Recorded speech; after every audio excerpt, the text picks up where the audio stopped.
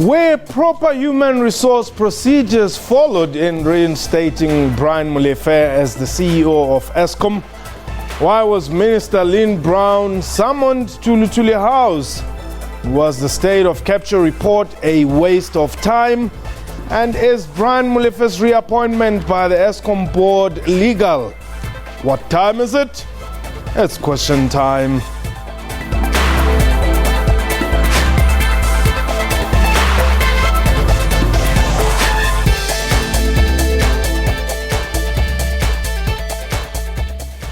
Khotsong and welcome to the show. My name is Mpho Tsedu. Public Enterprises Minister Lynn Brown was summoned to Lutuli House earlier today.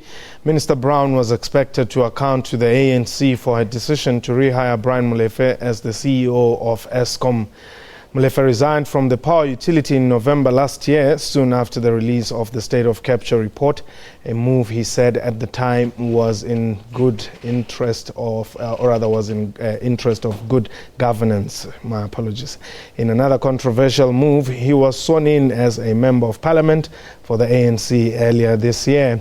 For its part, Corruption Watch has written to Eskom board chairperson Ben Ngubane and Minister Brown. It is demanding copies of correspondence between Ngubane, Molefe and Brown pertaining to this decision. Meanwhile, Molefe has thanked Eskom employees for warmly welcoming him back while addressing them at the company's Megawatt Park headquarters today. We welcome you to the show. The numbers to dial is 089-1104-210. Our Twitter handle at Question Time 24. My guest today, Zanele Luana. She's the Deputy President of the Blackfest Landfest, and on the line we're joined by Kulani Qoma, the spokesperson for the Eskom board.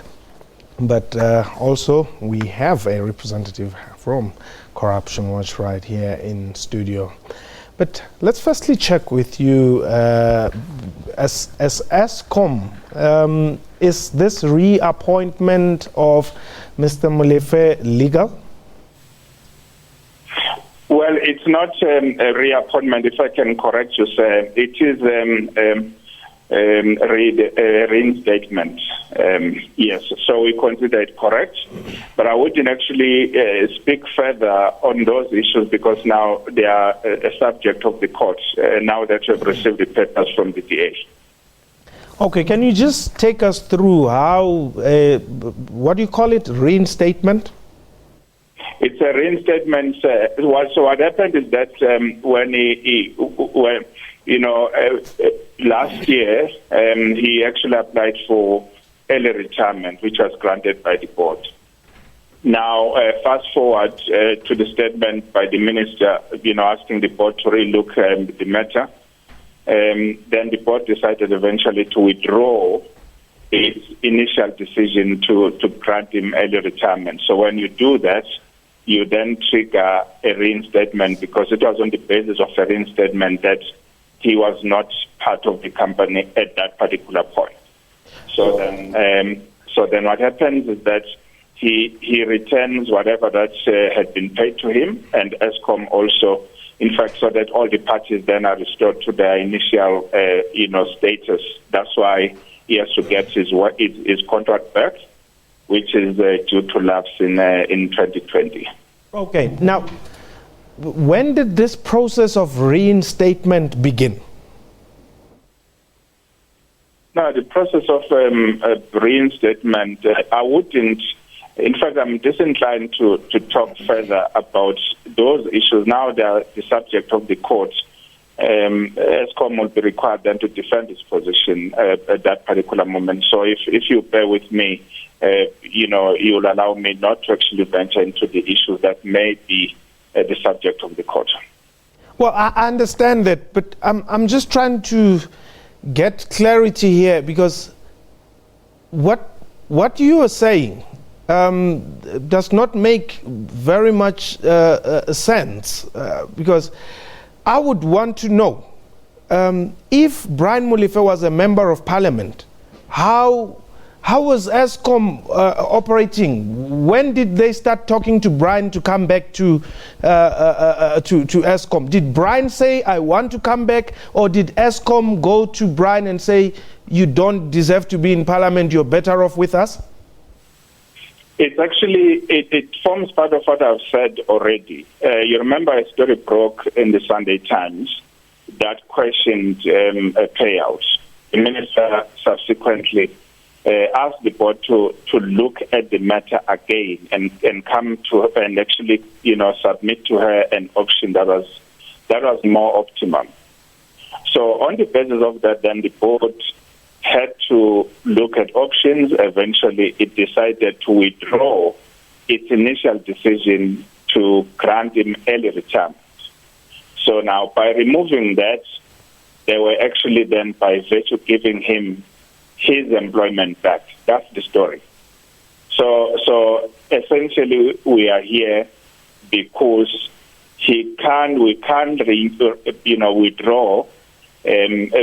that decision of granting him early retirement and still keep him away from his job, because then that would be illegal.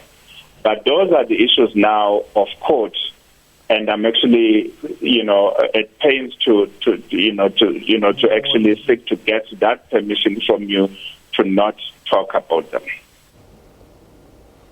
But do you understand that what you have done is unprecedented? Well, I think the question that the court will have to deal with is whether what the board did is correct or not. So now we've got the benefit of the court having to now, through this process, go through things and then come up with a verdict eventually. But this is the man who cried and saying, a whole lot of things, but essentially saying, I'm walking away for the sake of sanity to prevail here at Eskom. And then he comes back. So his tears were in vain. Well, I don't know if you want me to respond to that, because it sounds to me more sarcasm than actually soliciting any information from us.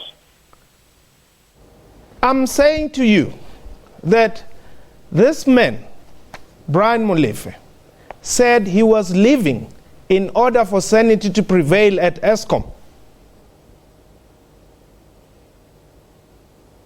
I don't remember him saying that, actually. So I want to challenge that. I don't remember him saying that he was leaving because he wanted sanity to prevail. I don't remember that. Well, he said it's for the sake of good governance. That's sanity. Well, it's about 6 months now since the state of capture report.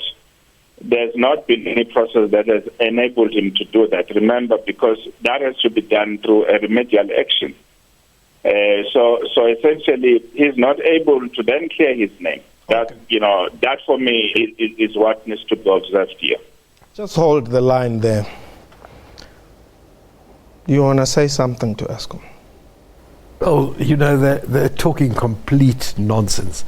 At the time that Brian Molefe left Eskom, there was no talk of early retirement. He's not eligible for early retirement. In terms of the rules of the Eskom pension fund, you have to be 55 years old. He's only 50 years old. So there was no talk of early retirement. He resigned, as you said, for the sake of corporate good governance, the South African public, and in order to enable him to clear his name. The minister accepted his resignation in exactly those terms. She said nothing about early retirement. And let me tell you, if Brian Molefe had gotten the job as finance minister, which was what the purpose of this whole exercise was, believe you me, he would be keeping his 30 million rand, which is frankly a payoff for something. After 13 months at a corporation, you get paid a 30 million rand payout from the pension fund. I can imagine there are going to be people lining up for this job. And then he goes to Parliament, the intention being that he should become Minister of Finance. Eskom advertised for the job and start the process of interviewing. He'd taken another job. They were looking for another CEO. And all of a sudden, in fact, this was early retirement, and they're now rescinding the early retirement. I mean, really, go and tell that story somewhere else, and God help their lawyers when they get before a judge with this kind of sophistry, which is really what it is. Bob Kulan, that's Corruption Watch. Yes. Yes. Well, I think he's saying quite a few things that I wouldn't want to talk about, but I think some of it, I can say to you that these matters now, at least we have the benefit of the court, without any allegations further being made to actually deal with this matter. So if this was a resignation, as my colleague is saying there, so it means then the court is going to then, be apprised of that immediately. But I can tell you that we don't have that record of a resignation with us. But those are the matters that the court will have to deal with. He is talking about him becoming a minister of finance. That for me is just urban legend. It's a very tired allegation that is being bandied about. I don't know if President Zuma has ever said anything to anyone publicly or otherwise that he was actually going to appoint it. It's just an allegation that is easy to make and it is easy to perpetuate. No, actually it is not. If you listen to what the Secretary General and the Deputy President of the ANC have said, it is not just a hearsay. Well, I think I'm ill-equipped to then comment on that. I have no authority around how that actually emerged. I don't know how it did. Maybe then you should have left it at that, because immediately you say that is hearsay, we would have to correct that. But hold the line there. Let me bring in the BLF. Hearsay, my brother. Let me bring in the BLF. The BLF, what is your position in this, I don't know whether reappointment or recall or, let's call it the return of Brian? As the Black First, Land First movement, we look at Brian Molefe as one of the best black managers that this country has ever had. We also look into his track record when he assumed the position of the CEO at Eskom. He is the man that provided visionary leadership in that state-owned enterprise institution to rescue the country out of load shedding. We have seen in the recent reports from Eskom how the company now is also able to generate profits, has all its power stations that are fully functional and are working in service of the country. And we must remember the primary mandate of Eskom to provide electricity for this country.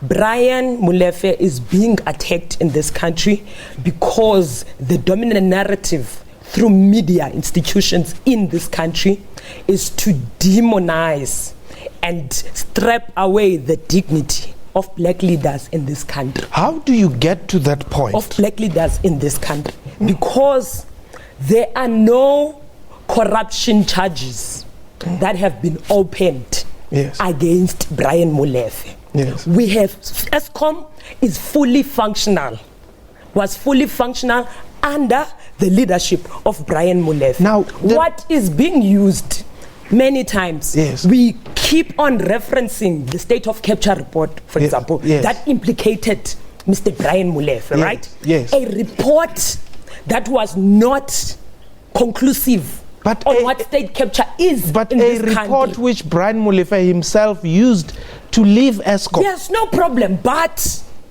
Brian Molefe was the CEO of Eskom. Yes. Eskom wants to take back the guy. The guy has a track record in leading Eskom and rescuing the country from load shedding and generating income for the state-owned enterprise. What was said? He can do the job. He is competent. Fine. What is the problem? But are you saying there's no any other black person in your terms out here in South Africa or anywhere in the world who can do what Brian has been doing under normal circumstances where you hire a person and you don't have to explain how you hired him? There are so many capable people that are around in South Africa. I'm not disputing any of that. But I'm saying that Eskom, the board of Eskom, made a decision to say, let's calculate our risk with regard to the pension fund and the job of the CEO. They made a decision as the board to take Brian back as the CEO of the company. Let me bring you in. Zanele, I appreciate what you're trying to do, but I'm afraid you've got a very big job here. You know, let's assume Brian Molefe is a competent manager. I have not a lot of reason to doubt that, although, questions have been asked whether it was him who ended load shedding or low economic growth that ended load shedding. He certainly had a very interesting career. He's followed the money very adroitly, from a senior job in the Treasury to CEO of the PIC to CEO of Transnet to CEO of Eskom, and then conceivably, at least if the president had had his way, to Minister of Finance. So, I mean, to be able to do that, you have to be fairly clever and competent, and maybe that competence extends to his management abilities. I'm afraid to run a major state-owned enterprise, issues like ethics and integrity are also important attributes. They may be even more important than the technical competence of a manager, important though that is. And I'm afraid that Brian Molefe has cast himself as somebody who is seriously ethically challenged. And it's not only the Public Protector's report. It's a recent report by PwC. It's a report commissioned by Eskom from a company, a law firm called Denton's. All of them corroborate the fact that there were extremely questionable things going on in the realm of public procurement. That Mr. Molefe himself was hugely conflicted when he effectively took the decision to finance the purchase by the Guptas of the coal mine, then gave them a very lucrative contract, having manipulated the previous owners of the coal mine into business protection and to sell the company to the Guptas. So, I think he's got a big task to clear his name. Don't talk about the Guptas with BLF around. Well, that's, I'm afraid, they come into the story in a way that's difficult to deny their presence, especially as Mr. Molefe seemed to be on the phone to Ajay Gupta more times than he was managing Eskom, I might add. This man is basically a mouthpiece of white settler monopoly capital in this country. We must think about the mining industry in this country that still remains untransformed in this country. In fact, all strategic sectors of the economy remain in white hands in this country. One of the most important things that people like Brian Molefe were doing at Eskom was to transform that sector, because we know particularly the mining industry is white. And also there is an element that we are missing, that there is a coal company that is said to be belonging to a white person called Johann Rupert, which was selling coal at a more inflated price than what the Tengeta coal company that belongs to the Guptas, right, was proposing to Eskom. Yeah, now, obviously, as a leader of an institution that needs to make wise calculations, you are going to go for the company that is going to supply you with coal at a more lower rate. Okay. It's common sense. Fine. It's common sense. Let's deal with the common sense. At some point you would have to listen to me as well. Remember, there's also the mining charter. But let's agree that can we agree that at some point you would have to also listen to me? Yeah. Okay. Let me speak now. Allow me to finish my statement, though. Let me speak. I will allow you that time. But you allowed him to speak. I did. I'm also allowing you equal time as well. Let me interject to your point. Why? The point I want to make to you is there's an anomaly here. This Tageta that you're talking about is paid money which no other company has ever been paid before. Where in Eskom's history do we get millions, hundreds of millions of rands being spent on companies that have not done work before? The bottom line is that coal in this particular instance was being supplied at a lower rate. Now Brian, as the leader of that institution, had to take that decision. I think this is common sense. Now we must know basically what is happening here. There is a narrative that wants to render state-owned enterprises as incompetent so that them as well can be absorbed by the private sector. But Look you're not at how answering my question. No. Look at how people like Dudumieni at the SAA board. Procurement of SAA, for example, is around 24 That's billion. That's fine. I'm saying 98% you're goes not to white answering my businesses. question. What's your question? I think let's listen to each other quite carefully. I'm saying to you, where else in Eskom's history do we find what was done to Tegeta being done to other companies? All I am saying is that Do you know how we many are using black companies- all this information. By the way, Tegeta only supplies 5% of the coal to Eskom. That's fine. There is 95% that is being supplied by white-owned businesses. How many You black are companies not are doing questioning. work at Eskom You are not and are questioning not that. paid up front? All I am saying is that Brian's mandate Yes. is to transform a sector of the economy that has remained so untransformed and is still untransformed today. There's the mining charter, for example, that says companies who do mining with Eskom, they must have 26% black ownership. Okay. Under the leadership of Brian Molefe, Brian says this is incorrect. The companies that trade with Eskom must have at least 50% Okay. black ownership. That is something important. That is something that should be celebrated. Corruption Watch has nothing to say on the corruption of white-owned businesses in this country because they are part of an agenda to demonize black people in this country. You need to respond to that. You can't be part of an agenda to demonize black people and we leave it at that.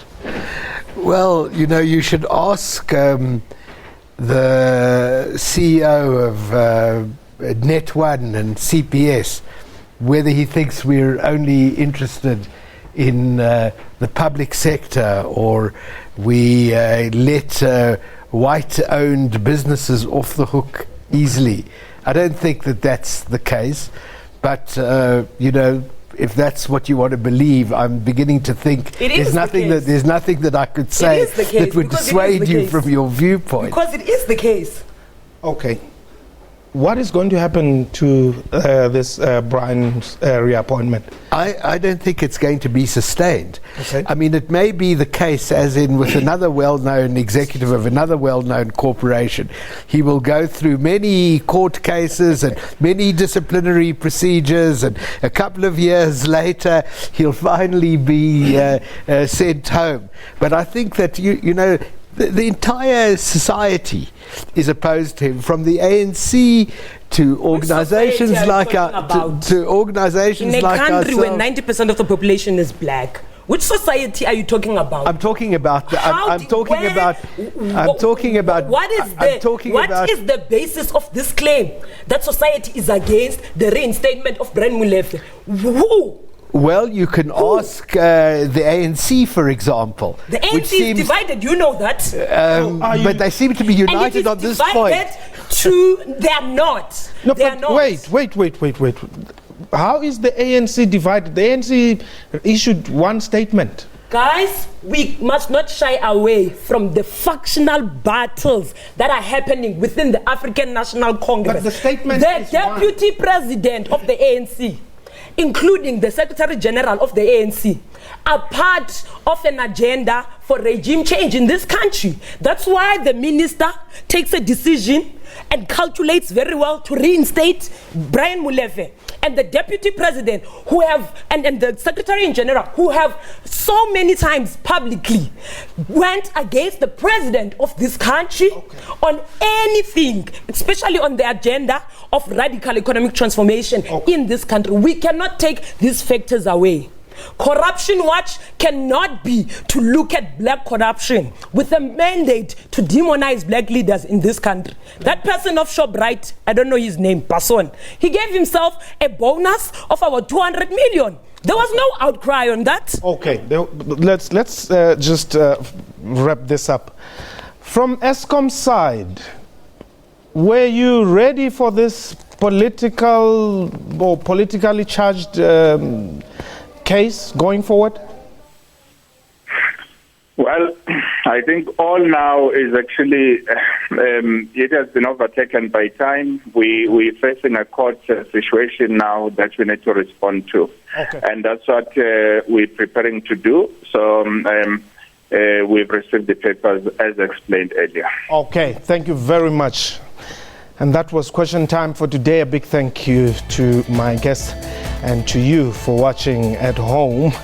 And today we say our tributes to Mandla Hlatshwayo, who was brutally murdered last night, a former Generations and television actor here in the Republic of South Africa.